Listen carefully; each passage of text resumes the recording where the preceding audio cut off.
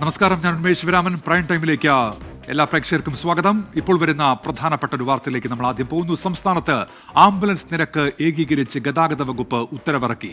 600 മുതൽ 2500 രൂപ വരെയാക്കിയാണ് നിജപ്പെടുത്തിയത്. ക്യാൻസർ ബാധിതർക്കും 12 വയസ്സിൽ താഴെയുള്ള കുട്ടികൾക്കും കിലോമീറ്ററിന് 2 രൂപ ഇളവ് നൽകണം. BPL വിഭാഗത്തിൽ ഉള്ളവർക്ക് 20% ഇളവ് നൽകണമെന്നും ഉത്തരവിൽ വ്യക്തമാക്കുന്നുണ്ട്. അജീഷ് ജയകുമാർ വിവരങ്ങളുമായി ഇപ്പോൾ തിരുവനന്തപുരത്ത് നിന്ന് ചേരുന്നുണ്ട്. അജീഷ്, എങ്ങനെയാണ് ഈ പുതുക്കിയ നിരക്കുകൾ? ഉന്മേഷ, സംസ്ഥാനത്ത് പലയിടത്തും ആംബുലൻസുകൾ രോഗികളുടെ ബന്ധുക്കളിൽ നിന്ന് അമിത ചാർജ് ഈടാക്കുന്നുവെന്ന പരാതി സംസ്ഥാന സർക്കാരിന് ലഭിച്ചിരുന്നു. ഇതിനെ തുടർന്നാണ് ഈ റേറ്റ് ഏകീകരിക്കാൻ സംസ്ഥാന സർക്കാർ തീരുമാനിച്ചത്. പുതുക്കിയ നിരക്ക് പ്രകാരം ഇങ്ങനെയാണ്. ഈ ആംബുലൻസുകളെ പല കാറ്റഗറികളായി തിരിച്ചിട്ടുണ്ട്. ഇതിൽ D ലെവൽ ആംബുലൻസുകൾ, അതായത് എല്ലാവിധ ജീവൻ രക്ഷാ ഉപകരണങ്ങളുമുള്ള ടെക്നീഷ്യന്മാരുടെ സഹായമുള്ള AC ആയിട്ടുള്ള ട്രാവലർ ആംബുലൻസുകൾക്ക് 2500 രൂപയാണ് നിരക്ക് 20 കിലോമീറ്ററിന്. അതിനുശേഷമുള്ള ഓരോ കിലോമീറ്ററിനും 50 രൂപ വെച്ച് നൽകണം. വെയിറ്റിംഗ് ചാർജ് പീരീഡായിട്ട് ഓരോ മണിക്കൂറിനും 350 രൂപ വെച്ചും നൽകണം.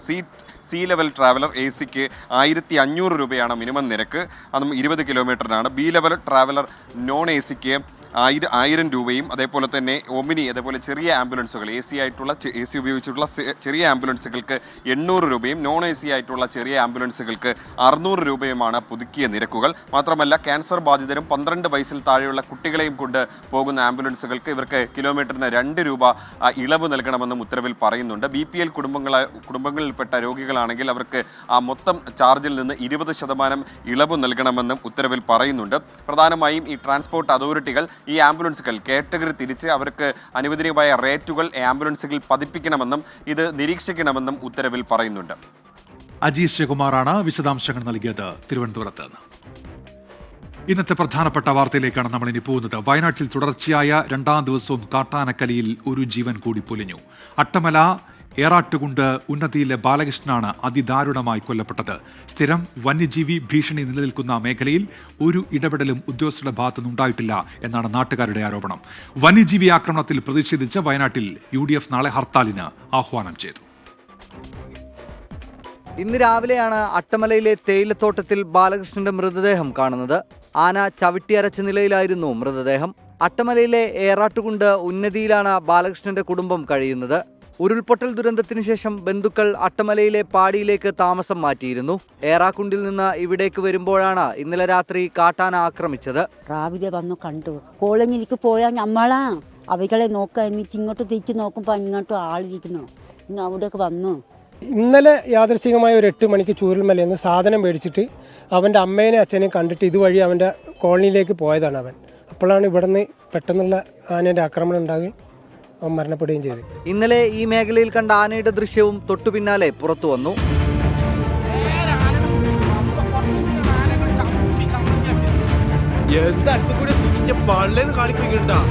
പ്രദേശത്ത് വനം വകുപ്പിനെതിരെ പ്രതിഷേധം.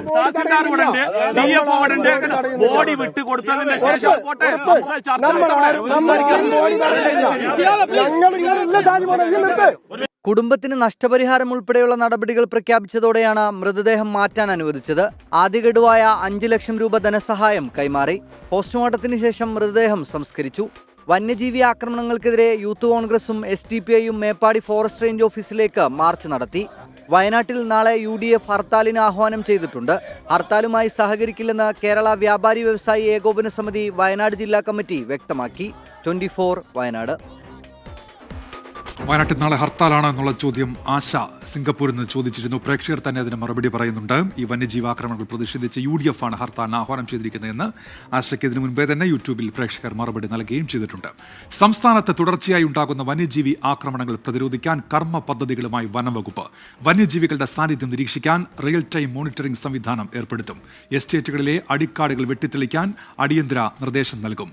28 RRTകൾക്ക് ആധുനിക ഉപകരണങ്ങൾ വാങ്ങാൻ ദുരന്ത നിവാരണ അതോറിറ്റിക്ക് സമർപ്പിച്ച പ്രൊപ്പോസലിൽ അടിയന്തര നടപടി സ്വീകരിക്കാനും ധാരണയായി. സംസ്ഥാനത്ത് വന്യജീവി ആക്രമണങ്ങളും മരണങ്ങളും വ്യാപകമായ സാഹചര്യത്തിലാണ് വനം മന്ത്രിയുടെ നേതൃത്വത്തിൽ ഉന്നതതല യോഗം ചേർന്നത്. വനമേഖലകളിൽ റിയൽ ടൈം മോണിറ്ററിംഗ് സംവിധാനം ഏർപ്പെടുത്തും. പദ്ധതിയുടെ നോഡൽ ഓഫീസറായി അസിസ്റ്റന്റ് ഫോറസ്റ്റ് കൺസർവേറ്റർ മനു സത്യനെ നിയമിച്ചു. 28 RRTകൾക്ക് ആധുനിക ഉപകരണങ്ങൾ വാങ്ങാൻ ദുരന്ത നിവാരണ അതോറിറ്റിക്ക് സമർപ്പിച്ച പ്രപ്പോസലിൽ അടിയന്തര നടപടി സ്വീകരിക്കും. പൊതുജന പങ്കാളിത്തത്തോടെ വന്യജീവി ആക്രമണങ്ങൾ നേരിടാൻ സന്നദ്ധ പ്രതികരണ സേന രൂപീകരിക്കും. പൊതുപ്രവർത്തകരെയും യുവാക്കളെയും ഉൾപ്പെടുത്തിയായിരിക്കും ഇവയുടെ പ്രവർത്തനം. RRTക്ക് പുറമെ ആയിരിക്കും ഇവ പ്രവർത്തിക്കുക. വന്യജീവി ആക്രമണങ്ങൾ ലഘൂകരിക്കുന്നതിന് ആദിവാസികളുടെ ഉൾപ്പെടെ പരമ്പരാഗത അറിവുകൾ പ്രയോജനപ്പെടുത്തും. ഇതിനായി വനം ഗവേഷക കേന്ദ്രവുമായി സംയോജിച്ച് പ്രത്യേക പദ്ധതി നടപ്പിലാക്കും. സംസ്ഥാനത്ത് വന്യജീവി ആക്രമണത്തിൽ കൊല്ലപ്പെടുന്നവരുടെ എണ്ണം വർദ്ധിക്കുകയാണ്. 2016 മുതൽ 2025 വരെ 192 പേർക്ക് കാട്ടാനാക്രമണത്തിൽ ജീവൻ നഷ്ടമായതായി വനം മന്ത്രി AK ശശീന്ദ്രൻ നിയമസഭയിൽ വ്യക്തമാക്കി. 278 പേർക്ക് പരിക്കേറ്റു.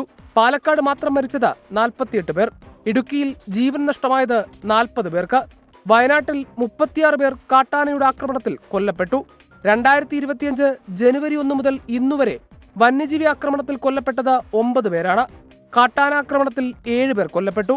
കടുവയുടെ ആക്രമണത്തിൽ ഒരാളും കാട്ടുപന്നിയുടെ ആക്രമണത്തിൽ ഒരാളും കൊല്ലപ്പെട്ടിട്ടുണ്ടെന്ന് മന്ത്രി നിയമസഭയിൽ അറിയിച്ചു. AV ജയശങ്കർ, 24, തിരുവനന്തപുരം. വന്യജീവാക്രമണങ്ങൾ വർദ്ധിക്കുന്ന ഒരു സാഹചര്യമുണ്ട്. ഐസ് ഓപ്പൺ മീഡിയ എന്നുള്ള അക്കൗണ്ടിൽ നിന്ന് ചോദിക്കുന്നത് ഇനി എത്ര ജീവനുകൾ എന്നുള്ളതാണ്. വേനൽക്കാലത്തെ വന്യജീവി ആക്രമണങ്ങൾ അന്തർ സംസ്ഥാന സഹകരണത്തോടെ നേരിടാൻ കേരളം ദക്ഷിണേന്ത്യൻ വനമന്ത്രിമാരുടെ യോഗം ചേരുക കേരളത്തിലായിരിക്കും. സൗകര്യപ്രദമായ സമയം അറിയിക്കാൻ കർണാടക, തമിഴ്നാട് വനംവകുപ്പുകളോട് കേരളം ആവശ്യപ്പെട്ടു. 24 prime time breaking. AV Jayasankar ഉണ്ട് വിവരങ്ങളുമായി തിരുവനന്തപുരത്ത്. ജയശങ്കർ, ഇക്കാര്യത്തിൽ എന്താണ് കേരളം ലക്ഷ്യമിടുന്നത് ഇങ്ങനെ ഒരു കൂട്ടായ യോഗത്തിലൂടെ? ജയശങ്കർ,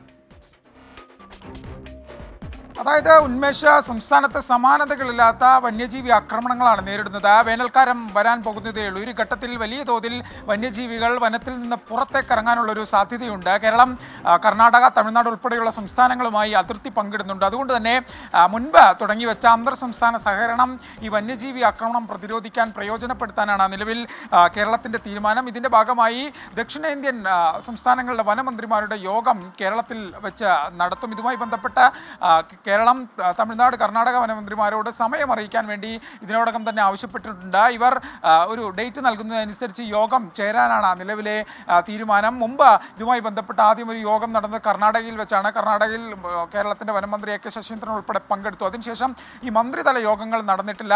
ഈ ഉദ്യോഗസ്ഥ തല യോഗങ്ങൾ കൃത്യമായി നടക്കുന്നുണ്ടെന്നും അതിൽ അവലോകനങ്ങൾ ഉണ്ടാകുന്നുണ്ട്. പക്ഷേ കുറച്ചുകൂടി കാര്യക്ഷമമാക്കാൻ ഈ വേനൽക്കാലം ഉൾപ്പെടെ വരുമ്പോൾ വനാതിർത്തികൾ, ഈ സംസ്ഥാന അതിർത്തികൾ കടന്ന് വന്യമൃഗങ്ങൾ സഞ്ചരിക്കാനുള്ള സാധ്യത കൂടി കണക്കിലെടുത്താണ് കുറച്ചുകൂടി ഗൗരവത്തോടുകൂടി കാര്യക്ഷമമായി ഒന്നിൽ കൂടുതൽ സംസ്ഥാനങ്ങൾ സഹകരിച്ചുകൊണ്ടുള്ള ഒരു പ്രതിരോധ സംവിധാനത്തിൽ ഒരുങ്ങുന്നത്. എന്തായാലും ഈ യോഗത്തിന്റെ തീയതി ഈ നിയമസഭാ സമ്മേളനം ഉൾപ്പെടെ കഴിഞ്ഞതിന് ശേഷം ഒരു ദിവസമായിരിക്കും നിശ്ചയിക്കുക. എന്തായാലും മറ്റ് സംസ്ഥാനങ്ങളുടെ കൂടി സഹകരണത്തോടുകൂടി വന്യജീവി ആക്രമണം പ്രതിരോധിക്കാനാണ് കേരളത്തിന്റെ നിലവിലെ തീരുമാനം. ഉന്മേഷ്, ശരി. AV ജയശങ്കറാണ് തിരുവനന്തപുരത്ത് നിന്ന് വാർത്തയുടെ വിശദാംശങ്ങൾ നൽകിയത്. വയനാട്ടിൽ നാളെ UDF ഹർത്താലായ പശ്ചാത്തലത്തിൽ ചോദ്യങ്ങൾ വരുന്നുണ്ട്. വിസ്മയരവി ചോദിക്കുന്നു, നാളെ ക്ലാസ് ഉണ്ടോ വയനാട്ടിൽ എന്നുള്ളത്. സ്കൂളുകൾക്കുള്ള അവധിയല്ല, UDF ഹർത്താലിന് ആഹ്വാനം ചെയ്തിരിക്കുകയാണ്. ഹർത്താലിനോട് സഹകരിക്കില്ല എന്ന് ചില സംഘടനകളൊക്കെ അറിയിക്കുകയും ചെയ്തിട്ടുണ്ട്. അതാണ് പശ്ചാത്തലം, അല്ലാതെ സർക്കാർ പ്രഖ്യാപിച്ച അവധിയല്ല. ആന്റണിയുടെ ചോദ്യം, തുടർച്ചയായി ഉണ്ടാകുന്ന കാട്ടാനാക്രമണത്തിൽ എന്തുകൊണ്ടാണ് ഒരു നടപടിയും ഉണ്ടാകാത്തത്, എന്തുകൊണ്ടാണ് പറയുന്ന കാര്യങ്ങളൊന്നും പാലിക്കാത്തത് എന്നുള്ളതാണ്. അതാണ് ആ മേഖലയിൽ നിന്ന് ഉയരുന്ന ചോദ്യവും. ഷാഫി കൊമ്മേരി മസ്കറ്റിൽ നിന്ന് പറയുന്നു, പാവങ്ങൾക്കെന്നും ദുരിതം പേറാനാണ് വിധി എന്ന് പറയുന്നു. ആ നിലയ്ക്ക് മാറ്റമുണ്ടാകണം എന്നാണ് അദ്ദേഹത്തിൻ്റെ ആവശ്യം. ആദിവാസികൾ അല്ലാത്തവർ വനത്തിലെത്തുന്നത് എന്തിനെന്ന് പരിശോധിക്കണം എന്ന് വനമന്ത്രി AK ശശീന്ദ്രൻ. കഴിഞ്ഞ ദിവസമുണ്ടായ വന്യജീവി ആക്രമണങ്ങൾ എവിടെയാണെന്ന് പരിശോധിക്കണമെന്നും വനമന്ത്രി നിയമസഭയിൽ പറഞ്ഞു. എന്നാൽ വന്യജീവി ആക്രമണത്തിൽ കൊല്ലപ്പെടുന്നത് കാട്ടിനുള്ളിൽ അതിക്രമിച്ച് കയറിയവരല്ല എന്നായിരുന്നു പ്രതിപക്ഷ നേതാവ് VD സതീശന്റെ മറുപടി. വനം വകുപ്പിൻ്റെ ഉദ്യോഗസ്ഥന്മാരുടെ അനുവാദമില്ലാതെ ആദിവാസികൾ ഒഴിച്ച് ബാക്കി എല്ലാവർക്കും അനുവാദം വേണം. അനുവാദമില്ലാതെ ചോദിക്കുന്ന സംഭവത്തെക്കുറിച്ചാണ് ഞാൻ ഉദ്ദേശിച്ചത്. അത് തെറ്റായ പരാമർശമാണ്. 1-2 കേസുകൾ കാട്ടിൽ നടന്നതിന്റെ പിന്നലെ മിനിഞ്ഞാന്ന് നടന്ന പ്ലാന്റേഷനിലാണ് നടന്നത്. അത് വനാതിർത്തിയല്ല. നേരത്തെ ആന ഇല്ലാതിരുന്ന സ്ഥലങ്ങളിലേക്ക് ആന വരികയാണ്. അല്ലാതെ അതിക്രമിച്ച് കാടിനകത്തേക്ക് കയറി ആരെയും അല്ല ആന ചവിട്ടിക്കൊന്നിരിക്കുന്നത്. അദ്ദേഹം വേറെന്തോ ഉദ്ദേശിച്ചിട്ടാണ് പറയുന്നത്. വേറെ കാട്ടിൽ പോണവരെ ആരാണെന്ന് അറിയാമല്ലോ എന്ന് പറഞ്ഞു. വനമന്ത്രിക്ക് പ്രതിപക്ഷ നേതാവിന്റെ മറുപടി അങ്ങനെ. മലപ്പുറം നിലമ്പൂർ പോത്തുകല്ലിൽ കാട്ടാന ഇറങ്ങി. അപ്പൻകാപ്പ് നഗറിലെ ആദിവാസി കുടുംബങ്ങൾ താമസിക്കുന്ന വീട്ടുമുറ്റത്താണ് കാട്ടാനയെത്തിയത്. പൂക്കോട്ടുംപാടത്ത് ഭീതി വിധിച്ച കരടി വനംവകുപ്പിന്റെ കൂട്ടിലായി. അതിനിടെ വനംവകുപ്പിനെതിരെ പ്രകോപന പ്രസംഗവുമായി DCC അധ്യക്ഷൻ VS ജോയ് രംഗത്തെത്തി.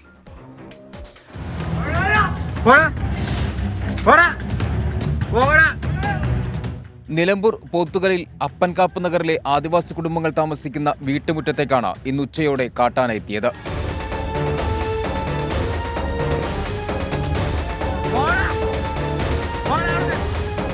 പ്രദേശവാസികൾ ബഹളമുണ്ടാക്കി ആനയെ കാട് കയറ്റി. അതിനിടെ വനംവകുപ്പ് ഉദ്യോഗസ്ഥർക്കെതിരെ പ്രകോപന പ്രസംഗവുമായി മലപ്പുറം DCC അധ്യക്ഷൻ VS ജോയ് രംഗത്തെത്തി. ക്ഷമയുടെ നെല്ലിപ്പലക കണ്ടുകഴിഞ്ഞു, ഇനി തിരിച്ചടിക്കും. ഇന്ന് വന്നത് കൊടിയുമായി, നാളെ ചുടുകട്ടയുമായി വനംവകുപ്പ് ഓഫീസുകളിലേക്ക് വരും. ഓഫീസർമാരെ അടിച്ചോടിക്കാൻ മടിക്കില്ലെന്നും അഡ്വക്കേറ്റ് VS ജോയ്. ഈ പ്രശ്നത്തിന് മണിക്കൂർ വെച്ച് പരിഹാരമുണ്ടാക്കണം. ഇല്ലെങ്കിൽ ഞങ്ങൾ ഇന്ന് കൊടിയുമായിട്ടാണ് വന്നതെങ്കിൽ നാളെ ഞങ്ങൾ ചൂട്ടുകട്ടയുമായി വരും. ഈ ഓഫീസ് ഞങ്ങൾ ചൂട്ടുകരിക്കും. ഇവിടുത്തെ ഓഫീസർമാരെ അടിച്ചോടിക്കാൻ ഞങ്ങൾ മടിക്കില്ല. ജനങ്ങളുടെ ക്ഷമയുടെ നെല്ലിപ്പല കണ്ടിട്ടുണ്ട്. അതിരപ്പള്ളിയിൽ കല്ലാല എസ്റ്റേറ്റ് 8ാം ഡിവിഷനിലാണ് ഇന്ന് പുലർച്ചെ കാട്ടാനയുടെ ആക്രമണമുണ്ടായത്. ആക്രമണത്തിൽ സ്റ്റാഫ് ക്വാർട്ടേഴ്സ് പൂർണ്ണമായും തകർന്നു. മലപ്പുറം പൂക്കോട്ടുംപാടം തേൽപ്പാറ ജനവാസ മേഖലയിൽ ഭീതി പരത്തിയ കരടി ഒടുവിൽ കൂട്ടിലായി. കൊമ്പൻകല്ല് ചുരമ്മൽ കുടുംബമുറ്റത്ത് വനംവകുപ്പ് സ്ഥാപിച്ച കെണിയിലാണ് കരടി അകപ്പെട്ടത്.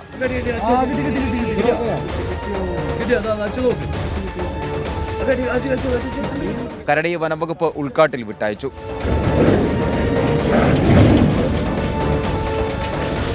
ഒന്നര വർഷമായി പ്രദേശത്ത് ഭീതി പരത്തിയ കരടിയുടെ ശല്യമാണ് ഒടുവിൽ അവസാനിച്ചത്. 24 മലപ്പുറം. വനമന്ത്രിക്കെതിരെ വിമർശനങ്ങൾ ഉയരുന്നുണ്ട് പ്രേക്ഷകരുടെ ഭാഗത്തുനിന്ന്. വയനാട് മുഴുവൻ കാടാണ് എന്നാണ് മന്ത്രി കരുതുന്നത് എന്നിങ്ങനെ ആ വിഷയത്തിൽ അദ്ദേഹത്തിന്റെ പ്രതികരണവുമായി ബന്ധപ്പെട്ട് പല പ്രേക്ഷകരും പ്രതികരിക്കുന്നുണ്ട് ഇപ്പോൾ യൂട്യൂബിൽ. ഇപ്പോൾ വരുന്നൊരു വാർത്തയിലേക്ക്. ഗുരുവായൂർ ദേവസ്വം ഭരണസമിതിക്ക് ഓണറേറിയം. ചെയർമാനും ഭരണസമിതി അംഗങ്ങൾക്കും ഓണറേറിയവും സിറ്റിംഗ് ഫീസും അനുവദിക്കും. മന്ത്രിസഭാ യോഗത്തിൻ്റെതാണ് ഈ തീരുമാനം.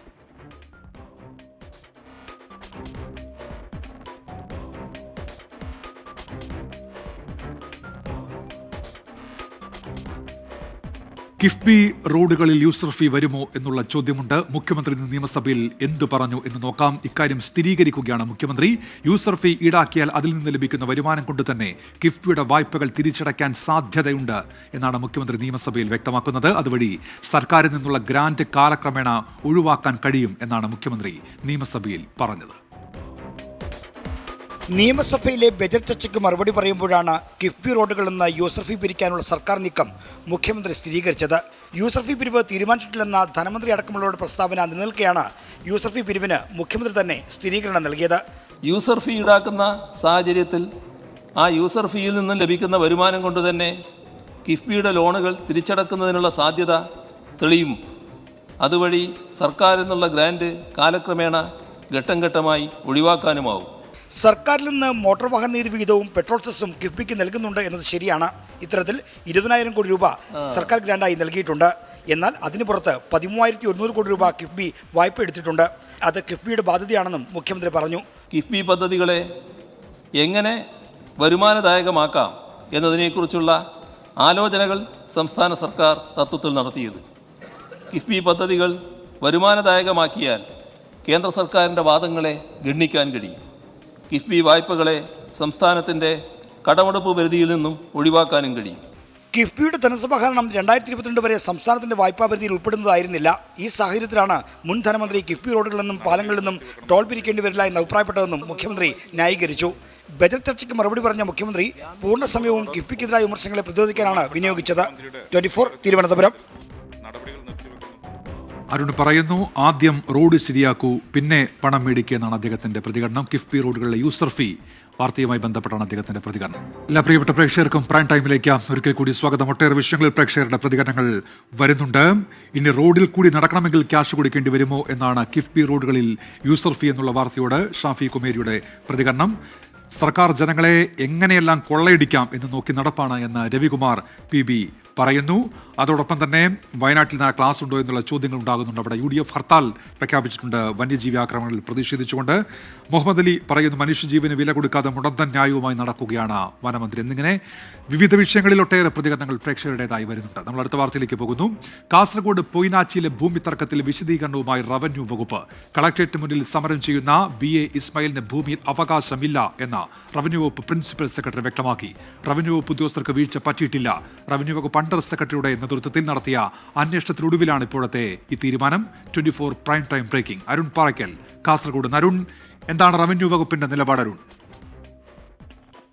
ഉന്മേഷ്, റവന്യൂ വകുപ്പ് പ്രിൻസിപ്പൽ സെക്രട്ടറി ടിങ്കോ ബിസ്വാളാണ് ഇക്കാര്യം അറിയിച്ചത്. അതായത് ഈ ഒരു വിഷയത്തിൽ, ഈ ഭൂമി തർക്കത്തിൽ റവന്യൂ വകുപ്പിന് വീഴ്ച പറ്റിയിട്ടില്ല എന്നാണ് റവന്യൂ വകുപ്പ് പ്രിൻസിപ്പൽ സെക്രട്ടറിയുടെ മറുപടിയിൽ പറയുന്നത്. BA ഇസ്മയിലിന് ഭൂമിയിൽ അവകാശമില്ലെന്ന് ചൂണ്ടിക്കാണിക്കുന്നു.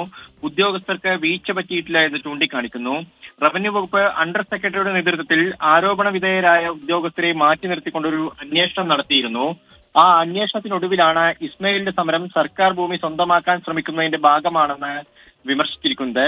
ഇസ്മയിലിന്റെ പരാതികൾ ഇനി റവന്യൂ വകുപ്പ് പരിഗണിക്കില്ലെന്നും പ്രിൻസിപ്പൽ സെക്രട്ടറി വ്യക്തമാക്കിയിട്ടുണ്ട്. കൊയിനാച്ചി തെക്കിൽ വില്ലേജിലെ ഭൂമി റവന്യൂ വകുപ്പ് ഉദ്യോഗസ്ഥർ മറ്റൊരു സ്വകാര്യ വ്യക്തിക്ക് വിൽക്കാൻ ശ്രമിക്കുന്നുവെന്ന് ആരോപിച്ചാണ് കഴിഞ്ഞ 25 ദിവസമായി ഈ BA ഇസ്മയിൽ കാസർഗോഡ് കളക്ടറേറ്റിന് മുന്നിൽ സമരം നടത്തുന്നത്. 1998 സംസ്ഥാന സർക്കാർ ഈ ഇസ്മയിലിന്റെ അമ്മ UB ആയിഷയ്ക്ക് 1 ഏക്കർ ഭൂമി പതിച്ചു നൽകിയിരുന്നു. ഇതിൽ നിന്ന് 10 സെന്റ് ഭൂമി പിന്നീട് ഇസ്മയിലിന് കൈമാറിയിരുന്നു. ഈ ഭൂമിയെ ചൊല്ലിയാണ് ഇപ്പോൾ റവന്യൂ വകുപ്പും അതുപോലെ തന്നെ ഇസ്മയിൽ തമ്മിൽ തർക്കം ഉണ്ടായിരിക്കുന്നത്. ഉന്മേഷ്. ശരി അരുൺ. അരുൺ പാറക്കലാണ് കാസർഗോഡ് നിന്ന് വിശദാംശങ്ങൾ നൽകിയത്. കൊല്ലം കുളത്തൂപ്പുഴ കണ്ടൻചിറ ഓയിൽ പാം എസ്റ്റേറ്റിൽ ഇന്നും തീപിടുത്തം. ഇന്നലെ ഉണ്ടായ തീ പൂർണ്ണമായും കെടാത്തതിനെ തുടർന്നാണ് തീപിടുത്തമുണ്ടായത്. സംഭവത്തിൽ അട്ടിമറി സംശയിക്കുകയാണ് ഓയിൽ പാം ഇന്ത്യ ലിമിറ്റഡ്. തീപിടുത്തം അന്വേഷിക്കാൻ പുനലൂർ RDOയെ കൊല്ലം ജില്ലാ കളക്ടർ ചുമതലപ്പെടുത്തി. 320 ഹെക്ടറിലധികം പടർന്നുകിടക്കുന്നതാണ് കുളത്തൂപ്പുഴ കണ്ടൻചിറയിലെ ഈ എണ്ണപ്പനത്തോട്ടം. 700-ലധികം തൊഴിലാളികൾ പണിയെടുക്കുന്ന ഇടം. എസ്റ്റേറ്റിന്റെ ഒരു ഭാഗം അവസാനിക്കുന്നത് വനമേഖലയിലാണ്. ജനവാസ മേഖലയാണ് മറ്റൊരു വശം.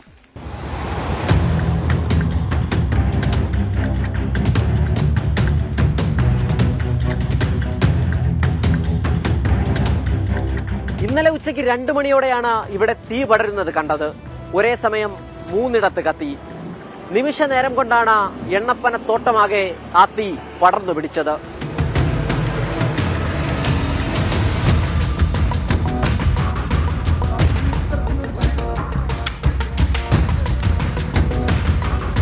പല വഴിയിൽ കത്തിയ തീ നിയന്ത്രണ വിധേയമായത് 10 മണിക്കൂറത്തെ അധ്വാനത്തിന് ശേഷമാണ്. ദൌത്യം പൂർത്തിയാക്കി ഫയർഫോഴ്സ് ഉദ്യോഗസ്ഥർ മടങ്ങുമ്പോൾ സമയം രാത്രി 12 മണി. പുകഞ്ഞുകിടന്ന ചാരത്തിൽ നിന്ന് ഇന്ന് വീണ്ടും തീ പടർന്നു.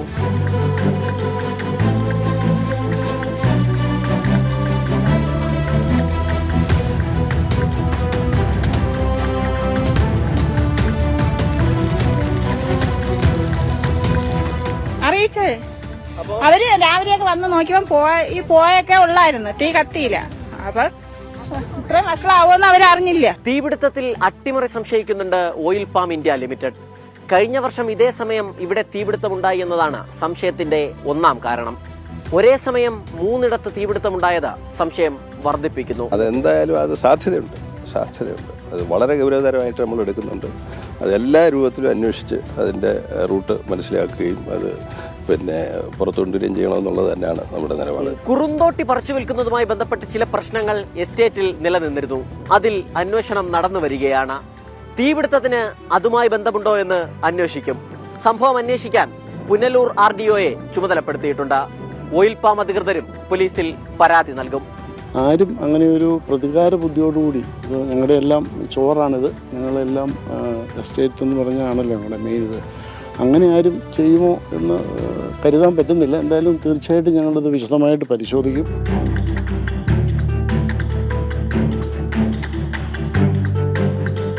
കത്തിയതിന്റെ കണക്കെടുപ്പാണിനി. ഒപ്പം കാരണം തേടിയുള്ള അന്വേഷണവും. കത്തിയതാണെങ്കിലും കത്തിച്ചതാണെങ്കിലും അതിലെ ദുരൂഹത നീങ്ങണം. ഒപ്പം ഇനിയും ഇത്തരം സംഭവങ്ങൾ ആവർത്തിക്കാതിരിക്കാനുള്ള ജാഗ്രതയും മുൻകരുതലും ഉണ്ടാവണം. രാജ്കിരണിനും അനുരാജിനും രാഹുലിനുമൊപ്പം കുളത്തൂപ്പുഴയിൽ നിന്നും സലിം മാലിക്, 24.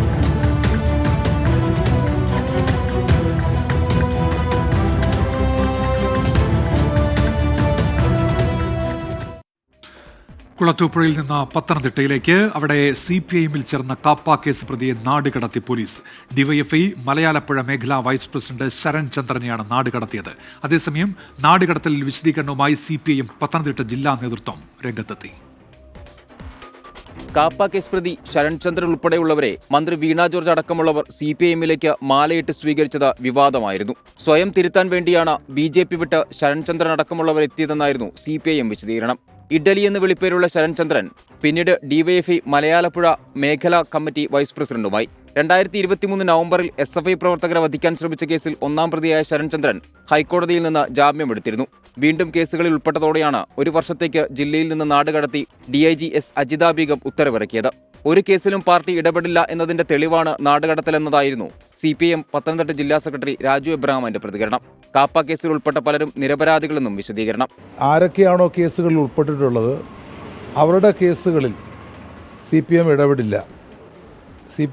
അപ്പോൾ അതിൻ്റെ ഏറ്റവും വലിയൊരു തെളിവാണ് ഇപ്പോൾ ഉണ്ടായിരിക്കുന്നത്. നിയമസഭയിൽ ഇന്ന് പോലീസ് അതിക്രമങ്ങളെക്കുറിച്ചുള്ള അടിയന്തര പ്രമേയ ചർച്ചയിലും പ്രതിപക്ഷം കാപ്പ പ്രതികളുടെ പാർട്ടി പ്രവേശനം ചർച്ചയാക്കിയിരുന്നു. 24 പത്തനംതിട്ട.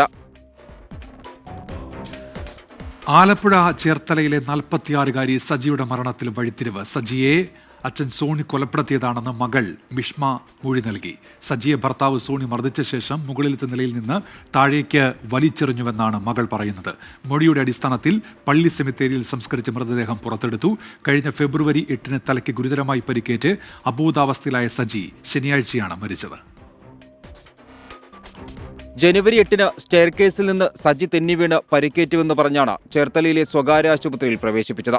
പിന്നീട് വണ്ടാനം മെഡിക്കൽ കോളേജിലേക്ക് മാറ്റി. 1 മാസം കോമ സ്റ്റേജിൽ തുടർന്ന ശേഷം മരിച്ചു. ചേർത്തല സെന്റ് മേരീസ് ഫെറോന പള്ളിയിൽ സംസ്കാരവും നടത്തി. ഇന്നലെയാണ് മകൾ മിഷ്മ അമ്മയുടെ മരണം കൊലപാതകമാണെന്ന് കാണിച്ച് പരാതി നൽകിയത്. സോണിയെ പോലീസ് കസ്റ്റഡിയിലെടുത്തു. RDO അനുമതിയോടെ പള്ളി സെമിത്തേരിയിൽ നിന്ന് മൃതദേഹം 3-ാം ദിനം പോലീസ് പുറത്തെടുത്തു.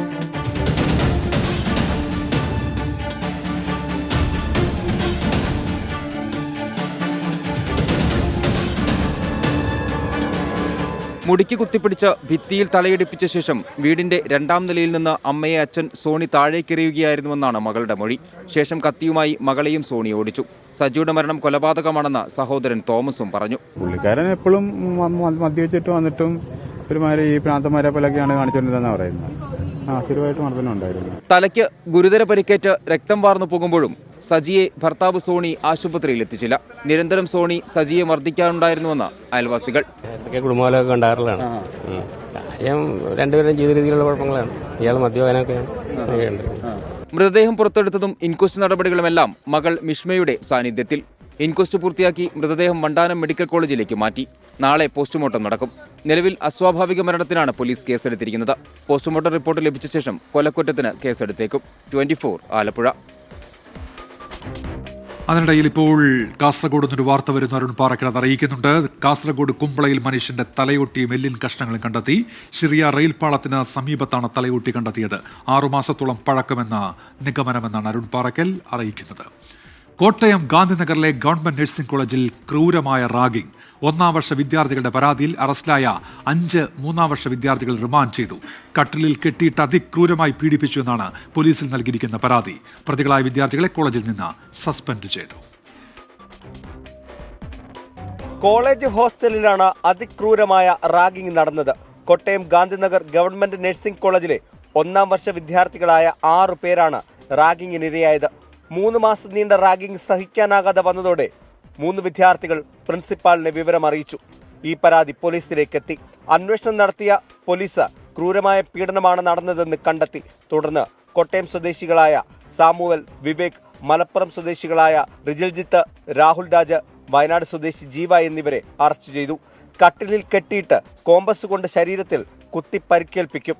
ശബ്ദമുണ്ടാകുമ്പോൾ ബോഡി ലോഷൻ മുറിവുകളിലും വായിലും ഒഴിക്കും. ഭാരമുള്ള ഡംബലുകൾ സ്വകാര്യ ഭാഗങ്ങളിൽ എടുത്തു വെച്ച് പരിക്കേൽപ്പിക്കുകയും ചെയ്തു.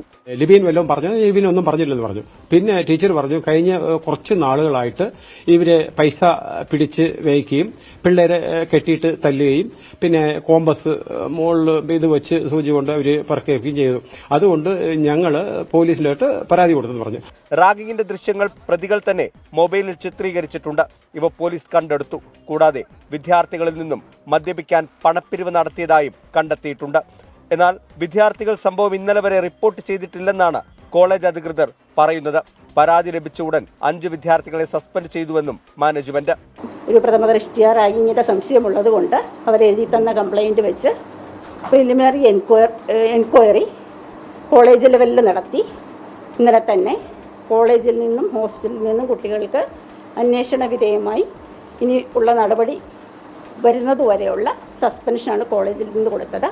പ്രതികൾക്കെതിരെ റാഗിംഗ് നിരോധന നിയമം ഭാരതീയ ന്യായ സംഹിതയിലെ 118, 308, 351 വകുപ്പുകളാണ് ചുമത്തിയിരിക്കുന്നത്. കോടതിയിൽ ഹാജരാക്കിയ പ്രതികളെ റിമാൻഡ് ചെയ്തു. Toby Johnson, 24, Kottayam. PCOC printing എന്ന അക്കൗണ്ടിൽ നിന്നൊരു ചോദ്യമുണ്ട്. നാളെ വയനാട്ടിൽ സ്കൂളുണ്ടോ എന്നുള്ളത്. വയനാട്ടിൽ നാളെ UDF പ്രഖ്യാപിച്ച ഹർത്താലുണ്ട് എന്ന് മാത്രമേ ഉള്ളൂ. സ്കൂളുകൾക്ക് അങ്ങനെ ഔദ്യോഗികമായ അവധികളൊന്നുമില്ല. വഖഫ് നിയമ ഭേദഗതി ബില്ലിലെ സംയുക്ത പാർലമെന്ററി സമിതി റിപ്പോർട്ട് നാളെ ലോക്സഭയിൽ അവതരിപ്പിക്കും. സമിതിക്ക് ലഭിച്ച തെളിവുകളുടെ റിപ്പോർട്ടും ലോക്സഭയിൽ വയ്ക്കും. സംയുക്ത പാർലമെന്ററി സമിതി അധ്യക്ഷൻ ജഗദംബിക പാലാകും റിപ്പോർട്ട് അവതരിപ്പിക്കുക. ബൽറാം നെടുങ്ങാടി വിവരങ്ങളുമായി ഇപ്പോൾ ഡൽഹിയിൽ നിന്ന് ചേരുന്നുണ്ട്. ബൽറാം, വിവരങ്ങൾ എന്തൊക്കെയാണ്? ഉന്മേഷ്, വഖഫ് ബില്ല് പരിഗണിച്ച സംയുക്ത പാർലമെന്ററി സമിതിയുടെ റിപ്പോർട്ട് നാളെ ലോക്സഭയിൽ അവതരിപ്പിക്കാനായി ഷെഡ്യൂൾ ചെയ്തിരിക്കുകയാണ്. നേരത്തെ ഈ സമ്മേളനം തുടങ്ങി 2ാം ദിവസം തന്നെ ഈ ബില്ല് സഭയിൽ ഈ സമിതിയുടെ റിപ്പോർട്ട് സഭയിൽ അവതരിപ്പിക്കാൻ ഷെഡ്യൂൾ ചെയ്തിരുന്നെങ്കിലും പിന്നീട് അപ്രതീക്ഷിതമായി അത് മാറ്റിവെക്കുകയായിരുന്നു. അതിന്റെ കാരണം എന്നാൽ സർക്കാരോ ഈ സമിതി അധ്യക്ഷൻ ജഗദാംബിക പാലോ വിശദീകരിക്കാൻ തയ്യാറായിരുന്നില്ല.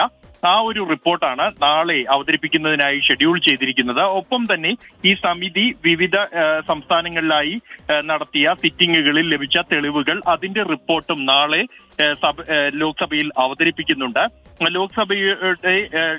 ഈ പാർലമെന്റ് സമ്മേളനത്തിന്റെ ബജറ്റ് സമ്മേളനത്തിന്റെ 1ാം പാദത്തിലെ അവസാന ദിവസമാണ് നാളെ. ആ ഒരു ഘട്ടത്തിലാണ് ഈ റിപ്പോർട്ട് അവതരിപ്പിക്കുന്നത് എന്നും നിർണായകമാണ്. ബജറ്റ് സമ്മേളനത്തിന്റെ 2ാം പാദം അത് അവസാനിക്കുന്ന ദിവസം വരെയാണ് ഈ സമിതിയുടെ കാലാവധി. കഴിഞ്ഞ ശീതകാല സമ്മേളനത്തിൽ കാലാവധി പൂർത്തിയായിരുന്നെങ്കിലും സമിതിയിലെ പ്രതിപക്ഷാംഗങ്ങൾ സമയം നീട്ടി നൽകണമെന്ന് ആവശ്യപ്പെടുകയായിരുന്നു. തുടർന്നാണ് ബജറ്റ് സമ്മേളനം വരെ ഈ സമിതിയുടെ കാലാവധി നീട്ടി നൽകിയിരുന്നത്. ശരി, ബൽറാം നെടുങ്ങാടിയാണ് ഡൽഹിയിൽ നിന്ന് വിശദാംശങ്ങൾ നൽകിയത്. എല്ലാ പ്രിയപ്പെട്ട പ്രേക്ഷകർക്കും ഒരിക്കൽ കൂടി പ്രൈം ടൈമിലേക്ക് സ്വാഗതം. നമ്മൾ ഇനിയും അടുത്ത റിപ്പോർട്ടിലേക്ക് പോവുകയാണ്. 24 ചീഫ് എഡിറ്ററിനും എഡിറ്ററെയും കുടുംബത്തെയും സമൂഹ മാധ്യമങ്ങളിലൂടെ അധിക്ഷേപിച്ച കേസിൽ 3 പേർ കൂടി അറസ്റ്റിലായി. ബിജു നെടുമൺകാവ്, MV പ്രദീപൻ, പ്രതീഷ് എന്നിവരെയാണ് പോലീസ് അറസ്റ്റ് ചെയ്തത്. കലാപാഹ്വാനം ഉൾപ്പെടെയുള്ള വകുപ്പുകൾ ചുമത്തിയാണ് അറസ്റ്റ്. അധിക്ഷേപ പോസ്റ്റുകൾ പ്രചരിപ്പിച്ച കൂടുതൽ പേർക്കെതിരെ നടപടിയുണ്ടാകുമെന്ന് കൊച്ചി സൈബർ പോലീസ് അറിയിച്ചു. ഫേസ്ബുക്ക് അക്കൗണ്ടിലൂടെ അധിക്ഷേപ പരാമർശം നടത്തിയ ബിജു നെടുമൺകാവ്, MV പ്രദീപൻ, പ്രജീഷ് എന്നിവരെയാണ് കൊച്ചി സൈബർ പോലീസ് അറസ്റ്റ് ചെയ്തത്. അറസ്റ്റിലായ 3 പേർക്ക് പുറമെ അധിക്ഷേപ പോസ്റ്റുകൾ പ്രചരിപ്പിച്ച ജയകുമാർ IM കുന്ന് കൊട്ടാരക്കര, റഷീദ് പുത്തൻപുരയിൽ, പാച്ചേനി രാമചന്ദ്രൻ എന്നിവരും കേസിൽ പ്രതികളാണ്. കലാപാഹ്വാനം, സോഷ്യൽ മീഡിയയിലൂടെ പിന്തുടർന്ന് ശല്യം ചെയ്യൽ തുടങ്ങി BNS-ലെയും KP ആക്ടിലെയും വകുപ്പുകൾ ചേർത്താണ് കേസെടുത്തിരിക്കുന്നത്. കൂടുതൽ അറസ്റ്റുകൾ വൈകാതെ ഉണ്ടാകുമെന്ന് സൈബർ പോലീസ് അറിയിച്ചു. 24 കൊച്ചി. അമൽ സുരേന്ദ്രനുണ്ട് ഈ വാർത്തയുടെ കൂടുതൽ വിവരങ്ങളുമായി ഇപ്പോൾ കൊച്ചിയിൽ നിന്ന്. അമൽ, ഇപ്പോൾ ഇതിൽ 3 പേരാണല്ലോ പിടിയിലായിട്ടുള്ളത്. മറ്റുള്ളവരെ പോലീസ് ഇപ്പോൾ അവരെക്കുറിച്ച് കൃത്യമായ വിവരം ലഭിച്ചിട്ടുണ്ടോ? എന്തൊക്കെയാണ് മറ്റു വിവരങ്ങൾ അമൽ? ഉന്മേഷ്, ഏതായാലും ആശ്വാസകരമായ ഒരു നടപടിയാണ് പോലീസിന്റെ ഭാഗത്ത് നിന്നുണ്ടായിരിക്കുന്നത് എന്ന് നമുക്ക് പറയാൻ സാധിക്കും. കുറേ നാളുകളായിട്ട് നമ്മുടെ സൈബർ ഇടങ്ങളിലെല്ലാം സമൂഹത്തിൽ സർവ്വസമ്മതരായിട്ടുള്ള വ്യക്തികളെ അധിക്ഷേപിക്കുന്ന തരത്തിലുള്ള പ്രചരണങ്ങൾ, അധിക്ഷേപ കമന്റുകൾ എല്ലാം പരക്കെ പ്രചരിപ്പിക്കുന്ന ഒരു സാഹചര്യം ഉണ്ടായിരുന്നു. അതിനിടയിലാണ് U പ്രതിഭ MLA-യുടെ മകൻ ഉൾപ്പെട്ട കേസ് സമൂഹത്തിൽ ഉയർന്നു വരികയും ആ ഒരു വാർത്ത റിപ്പോർട്ട് ചെയ്തു എന്നതിന്റെ പേരിൽ 24-നെതിരെയും 24 ചീഫ് എഡിറ്ററായ ശ്രീകണ്ഠൻ നായർക്കും കുടുംബത്തിനുമെതിരെ അധിക്ഷേപകരമായിട്ടുള്ള പരാമർശങ്ങൾ പലയിടങ്ങളിൽ നിന്നും സൈബർ ഇടങ്ങളിൽ ഉയർന്നു വരുന്ന സാഹചര്യം ഉണ്ടായിരുന്നത്. ഇതിനെ നിയമപരമായി തന്നെ നേരിടുന്ന സമീപനമായിരുന്നു 24 ടീമിന്റെ ഭാഗത്തു നിന്നും ഉണ്ടായിരുന്നത്. ഇതിന്റെ ഭാഗമായാണ് ഇപ്പോൾ 3 പേരെ എറണാകുളം സൈബർ പോലീസ് അറസ്റ്റ് ചെയ്തത്. ഇന്ന് ഉച്ചയോടുകൂടി ഇവരെ അറസ്റ്റ് ചെയ്ത് ഇൻഫോ പാർക്ക് പോലീസ് സ്റ്റേഷനിൽ എത്തിക്കുകയായിരുന്നു.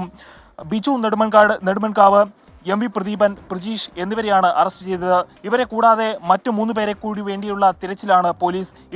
ഇവർക്കെതിരെയുള്ള കുറ്റങ്ങൾ BNS വഴിയും KP ആക്ട് വഴിയും കർശനമായിട്ട് തന്നെ ചുമത്തിയിട്ടുണ്ട് എന്നാണ് നമുക്ക് മനസ്സിലാക്കാൻ സാധിക്കുന്നത്. ഈ കലാപാഹ്വാനം പോലുള്ള ഗുരുതരമായിട്ടുള്ള കുറ്റങ്ങളാണ് ഇവർക്കെതിരെ പ്രചരിപ്പിച്ചിരിക്കുന്നത്. ജയകുമാർ IM കുന്ന്, റഷീദ് പുത്തൻപുരയിൽ, പാച്ചേനി രാമചന്ദ്രൻ എന്നിവരാണ് ഇനി പിടികിട്ടാനുള്ളത്.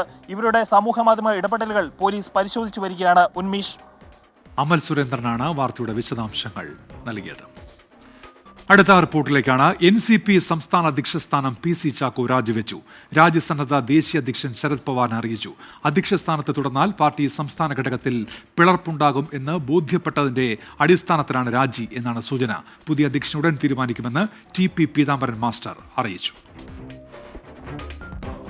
ഇന്ന് രാവിലെയാണ് PC ചാക്കോ NCP സംസ്ഥാന അധ്യക്ഷ പദവി ഒഴിഞ്ഞത്. രാജി തീരുമാനം ഇന്നലെ തന്നെ ചാക്കോ അടുപ്പമുള്ള നേതാക്കളോട് പറഞ്ഞിരുന്നു.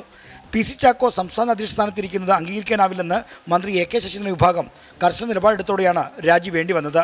സംസ്ഥാന അധ്യക്ഷനിൽ അവിശ്വാസം രേഖപ്പെടുത്തുന്ന കത്തിൽ സംസ്ഥാന കമ്മിറ്റി അംഗങ്ങളുടെ ഒപ്പുശേഖരണവും തുടങ്ങിയിരുന്നു.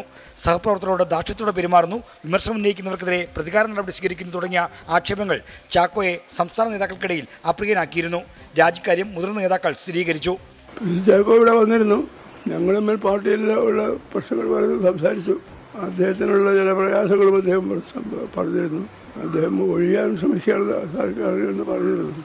ചാക്കോയുടെ അടുപ്പമുള്ള നേതാക്കളും രാജിവെച്ചെന്ന വിവരം തള്ളുന്നില്ല. എന്നാൽ രാജിവെക്കേണ്ട സാഹചര്യം പാർട്ടിയിലില്ലെന്നാണ് അവരുടെ പ്രതികരണം. ഞങ്ങളിൽ പലരും ഒക്കെ കോൺഗ്രസിൻ്റെതായ രാഷ്ട്രീയ ശൈലികളാണല്ലോ ഉണ്ടാവാറ്. ആ ശൈലികളിൽ നിന്നുകൊണ്ട് അത് ഇത്തരം തീരുമാനങ്ങളൊക്കെ എബ്രപ്റ്റായിട്ട് പറയുന്ന ഒരു രീതിയാണ് ഉള്ളത്. അപ്പോൾ അതുകൊണ്ടാണ് ഞാൻ അങ്ങനെ സംഭവിക്കാനിടയില്ല എന്ന് നിഷേധിക്കാത്തത്. CPM നേതൃത്വത്തിൻ്റെയും മുഖ്യമന്ത്രിയുടെയും വിശ്വാസം നഷ്ടമായതാണ് PC ചാക്കോയ്ക്ക് വിനയായത്.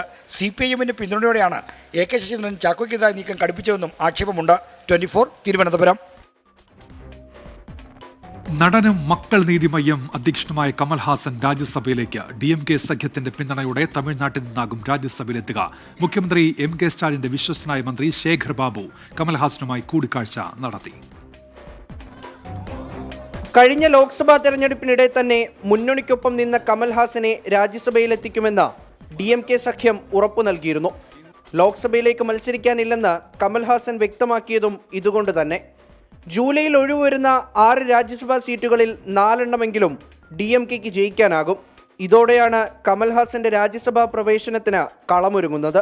മുഖ്യമന്ത്രി MK സ്റ്റാലിന്റെ വിശ്വസ്തൻ മന്ത്രി ശേഖർ ബാബു കമൽഹാസനുമായി കൂടിക്കാഴ്ച നടത്തി. ചർച്ചയായത് രാജ്യസഭാ പ്രവേശനമാണെന്ന് മക്കൾ നീതിമയ്യം ക്യാമ്പും ശരിവെക്കുന്നു. കമൽഹാസനെ രാജ്യസഭയിൽ എത്തിക്കും വഴി DMK മറ്റു ചിലതുകൂടി ലക്ഷ്യമിടുന്നുണ്ട്. അടുത്ത വർഷം നിയമസഭാ തെരഞ്ഞെടുപ്പാണ്. കമൽഹാസന് രാജ്യസഭയിൽ ഇടം നൽകുന്നത് വഴി എല്ലാവരെയും കൂട്ടിയോജിപ്പിച്ചു കൊണ്ടുപോകാൻ കഴിയുന്ന നേതാവെന്ന ഖ്യാതി നിലനിർത്താൻ MK സ്റ്റാലിന് കഴിയും.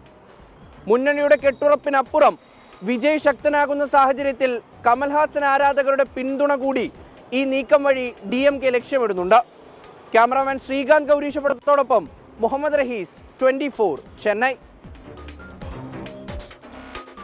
അടുത്തൊരു വാർത്തയിലേക്ക്. മൂവാറ്റുപുഴയിൽ ആശുപത്രി ജീവനക്കാരെ മർദ്ദിച്ച പോലീസുകാരൻ അറസ്റ്റിൽ.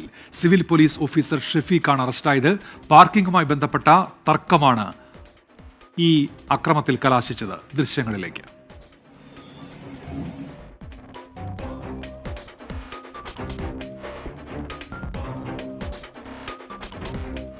അവിടെ ഒച്ചത്തിലൊരു സംസാരം ഉണ്ടാകുമ്പോൾ സ്വാഭാവികമായിട്ട് നമ്മുടെ സഹപ്രവർത്തകർ അവിടെ നിൽക്കുന്നു. അവരോട് ചോദിക്കാനായിട്ടാണ് ഞാൻ എന്താണ് വിഷയം എന്നുള്ളത്. അപ്പോൾ എൻ്റെ സൂപ്പർവൈസർ എന്നെ തടഞ്ഞു. ഞാൻ ബാക്കിലേക്ക് പോയി. അല്ലാതെ ഇനി ഞങ്ങൾക്ക് എന്താണ് നിങ്ങളെ അടിക്കേണ്ട കാര്യം? അല്ല, നീ അടിച്ചേ പറ്റൂ, നിനക്ക് എന്നെ അടിച്ചേ പറ്റൂ, എന്നാൽ നീ അടിക്കടാന്ന് പറഞ്ഞ് എന്നെ പിടിച്ചു കഴിഞ്ഞു. അപ്പോൾ ഞാൻ പറഞ്ഞു, ചേട്ടാ കൈ കൊണ്ട് സംസാരിക്കല്ലേ ദയവ് ചെയ്ത്. കൈ ചൂണ്ടി എന്ത് ചെയ്യുമെന്നും പറഞ്ഞിട്ട് ഈ 2 വിരൽ കൊണ്ട് എൻ്റെ ഇവിടെ ഇങ്ങനെ ഒരു കുത്ത്, ഈ താടിയുടെ അടിഭാഗത്ത് ഒറ്റ കുത്ത് കുത്തി. എന്നിട്ട് എൻ്റെ ഇവിടെ ഇങ്ങനെ ഒരടി കൂടെ. വിവരങ്ങളുമായി വിഷ്ണു സുരേഷ് ഉണ്ട് ഇപ്പോൾ കൊച്ചിയിൽ നിന്ന്. വിഷ്ണു, വിശദാംശങ്ങൾ പറയൂ. ഉന്മേഷ്, ആശുപത്രി സുരക്ഷാ ജീവനക്കാർക്ക് നേരെയാണ് പോലീസ് ഉദ്യോഗസ്ഥനായ ഷെഫീഖിന്റെ ആക്രമണമുണ്ടായത്. ഇന്നലെയായിരുന്നു സംഭവം. മൂവാറ്റുപുഴയിലെ സ്വകാര്യ ആശുപത്രിയിൽ കുഞ്ഞിന്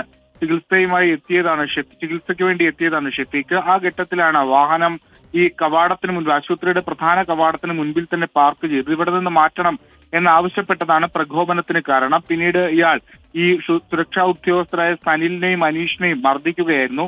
ഇതിനു മുൻപും സമാനമായ രീതിയിൽ ഷഫീഖ് പ്രശ്നമുണ്ടാക്കിയിട്ടുണ്ടെന്നാണ് സുരക്ഷാ ജീവനക്കാരും ആശുപത്രി അധികൃതരും പറയുന്നത്. മൂവാറ്റുപുഴ പോലീസിൽ ആശുപത്രി അധികൃതർ നൽകിയ പരാതിയുടെ അടിസ്ഥാനത്തിലാണ് ഷഫീഖിനെ അറസ്റ്റ് ചെയ്തത്.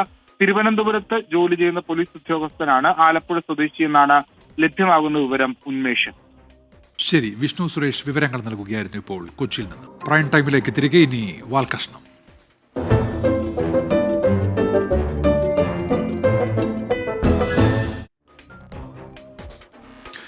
NCP-യിൽ ഒരുപാട് നാളായി തർക്കങ്ങളുണ്ടായിരുന്നു. PC ചാക്കോ ഒടുവിൽ രാജിവെച്ചിരിക്കുന്നു. എന്താണ് PC ചാക്കോയുടെ രാജിക്ക് പിന്നിൽ? വാൽകഷ്ണത്തിലേക്ക്. പണ്ടൊക്കെ ചായ മുറിച്ച് കുടിക്കണ പോലെ മന്ത്രിസ്ഥാനം മുറിച്ച് ഒരിവെക്കുക, അതിനു വേണ്ടി തർക്കം കൂടുക, ആ തർക്കം തീർക്കാൻ വേണ്ടി മാത്രം മീറ്റിങ്ങും യോഗങ്ങളും കൂടുന്ന ഒരു പാർട്ടി. ആ വഴിയെ സഞ്ചരിക്കുന്ന കേരളത്തിലെ അപൂർവം ജനാധിപത്യ പാർട്ടികളിൽ ഒന്നാണ് NCP എന്ന് നാം എല്ലാം മനസ്സിലാക്കേണ്ടതുണ്ട്. ആ വഴിക്ക് അങ്ങോട്ട് സഞ്ചരിച്ച് പ്രശസ്തിയായ ഒരാളുണ്ട് ആ പാർട്ടിയിൽ. എനിക്ക് ഇത്രയൊന്നും പ്രസക്തി ഇല്ലായിരുന്നു, പക്ഷെ ഭയങ്കര പ്രസക്തിയായി കേരളത്തിലെ. തർക്കം കാരണം പ്രശസ്തി നേടുന്ന നേതാക്കളും ഒരു പാർട്ടിയും. ഒരു ജനാധിപത്യ പാർട്ടിയെ ആരോഗ്യത്തോടു കൂടി മുന്നേറാൻ സഹായിക്കുന്നത് വ്യത്യസ്തങ്ങളായ അഭിപ്രായങ്ങളും ചർച്ചകളും തീരുമാനങ്ങളുമാണ്. ആരോഗ്യത്തോടെ പാർട്ടിക്ക് മുന്നേറാനുള്ള ചർച്ച ഉണ്ടാക്കാൻ വേണ്ടി പ്രസിഡന്റ് രാജിവെച്ചു. NCP സംസ്ഥാന അധ്യക്ഷ സ്ഥാനം PC ചാക്കോ രാജിവെച്ചിരിക്കുന്നു. എനിക്ക് ഈ കൺവീനർ സ്ഥാനം മടുത്തു. അവനവന്റെ പാർട്ടി നയി മുറവിളി. എങ്ങനെയുണ്ട് ഇപ്പൊ അഭിപ്രായ വ്യത്യാസം? ഒരാളെ രാജിവെച്ചപ്പോ സമാധാനമായില്ലേ? അത് അതിദാരുണമായ ഒരു കാഴ്ചയായിരുന്നു. ആ സങ്കടത്തില് PC ചാക്കോക്ക് വേണ്ടി മന്ത്രിയുടെ വക ഒരു പാട്ട്.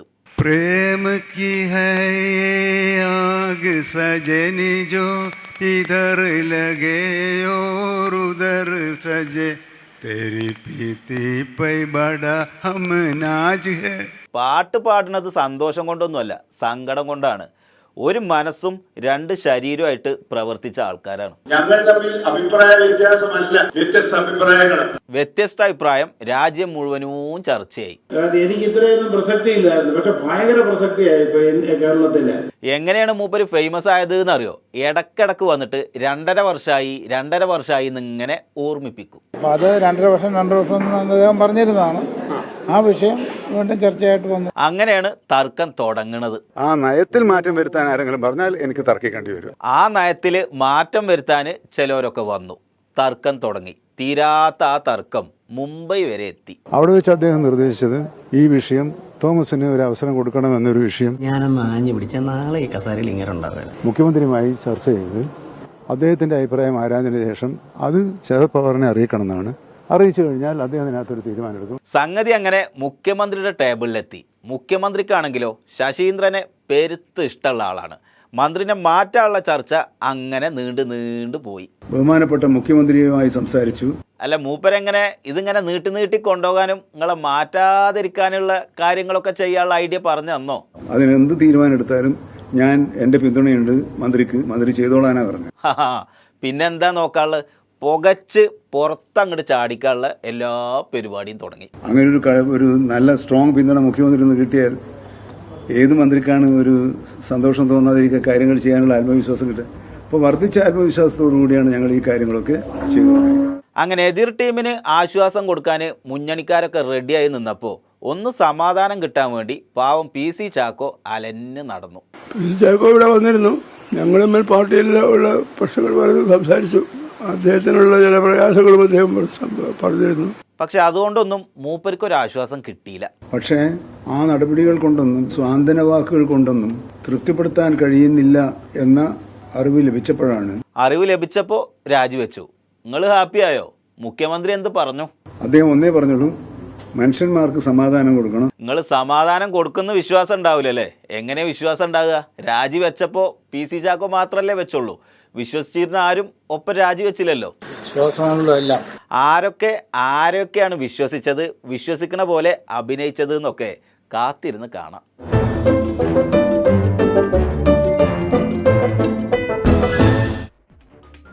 ഇതോടെ പ്രൈം ടൈം പൂർത്തിയാവുകയാണ്.